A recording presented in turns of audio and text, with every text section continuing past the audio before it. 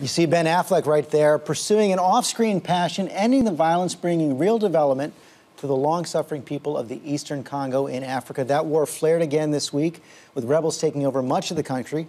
And Ben Affleck is here with us today, along with Democratic Congressman Adam Smith of Washington, ranking member of the House Armed Services Committee. And Ben, thanks for coming in. You've been working in the Eastern Congo for many, many years. And one of the things we saw this week was rebels sort of marching through the country. What are you hearing from your people on the ground? Well, I mean, one of the things we're hearing from our people there is that the schools that we fund, people are hiding out in. The hospitals are completely overwhelmed. They're offering free care for war victims. A shell just hit a camp and paralyzed a 5-year-old boy from the neck down. So you're hearing all kinds of brutal, terrible stuff that you hear about. And this war has already taken millions, the lives of millions over Indeed. So this great war since '96 and then '98, conservative estimates are that 3 million people have died, which is a hard number to imagine. I mean, you can imagine if this was happening in Western Europe, it would be, you know, a galactic event that people would be paying a lot of attention to, but it's in Central East Africa where it's hard to get to, and I think where people feel it's somewhat removed from our life and our Earlier this week, you sent out a tweet urging the U.S. to insist on a ceasefire. What more can the U.S. do right now that we're not doing? There's a huge amount that the U.S. can do, frankly. I mean, we have a lot of levers there. We can engage in the kind of high-level shuttle diplomacy that you saw be so effective in Gaza. Ambassador Rice, our representative to the United Nations. The United Nations manages a 17,000 peacekeeper agency called MONUSCO, which we're on the hook for $400 million of their $1 billion plus. We can engage in Kagame and Museveni and Kabila in a high enough level way that they really pay attention. Congressman, why isn't that happening? Well, we have a lot of influence in the region. I just want to emphasize that we are in a position to make a difference there. We have built relationships with Uganda, Rwanda, Ethiopia, Kenya, a lot of it around Somalia, Al-Shabaab, Lord's Resistance Army coming out of Uganda. We have influence in the region with key players. We need to get there in that type of high-level capacity. And I think it isn't happening at the moment because the attention is elsewhere. It's Gaza, it's Libya. But look, it's all tied together in Africa. The instability in countries in Africa, the lack of governance that's in the Eastern Congo leads to instability and leads to the type of problems that we're going to have to deal with. It's in our interest to get in there, broker a peace deal. One of the other things we've seen there is you talk about the UN peacekeeping mission, 17,000 troops there, but their mandate is to protect civilians, not to engage the rebels. And you have the scenes this week of them standing by as the rebels march through the country. They can't enforce peace.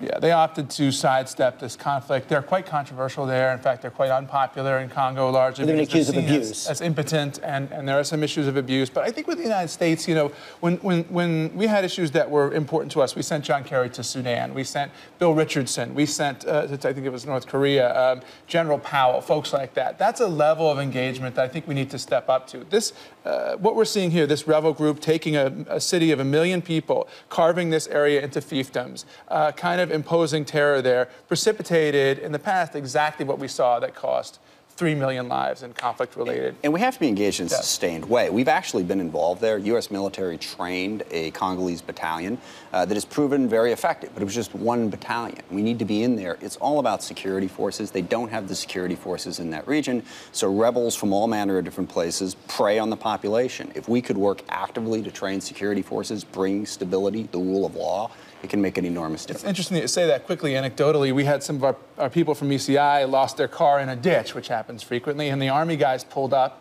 and they thought, you know, to help get them out, and they thought, you know, here we go, it's going to be bribery, it's going to be a whole issue. They brought the car out, they waved goodbye, they said, no problem. Turned out that was the unit that the United States, we've trained one unit of their Army. So this progress is possible. And as you know, I mean, this country was the subject of the single piece of legislation that Barack Obama sponsored while he was in the U.S. Senate. He's not unaware of this, you know, and I appreciate all the other things that he's doing, but this has to be a priority. There is also more that the private sector being doing. Congo is a wealthy country in so many ways. Lots of you know, critical minerals come from there. U.S. companies are supposed to ensure that those minerals aren't coming from rebel-held areas. Is that working? It's not working as well as it should, but at least gives us a chance to get beyond the sort of underground economy to a legitimate economy. And that's the biggest point. This is a region of the world that is resource-rich, economically critical, a huge opportunity for the United States and for United States businesses to do business, to open up trade opportunities. China is very actively engaged in that region. Now, they're actively engaged in a very mercenary way. They pay whoever they have to pay to get the minerals out. If we could bring greater stability, there's a huge economic opportunity for us to take advantage advantage of for our benefit as well as for the benefit of the people in Africa. And it also creates the conditions for sustainable development, which is what you've been trying to work on with your initiative, trying to grow more cocoa and other crops that can actually help the people on the ground. But is that possible under these conditions right now? Well, I tell you, we still have people, as you mentioned, we still have our farmers growing cocoa. I mean, the amazing thing about the Congolese people is their degree of resilience and that they've been through this kind of stuff in the past. And so they're still dedicated and working hard. And we've seen our schools still open, the hospitals, and so on. But naturally, it's an impediment to growth. And I think one of the dangers is that you solve this particular issue of this revolutionary group.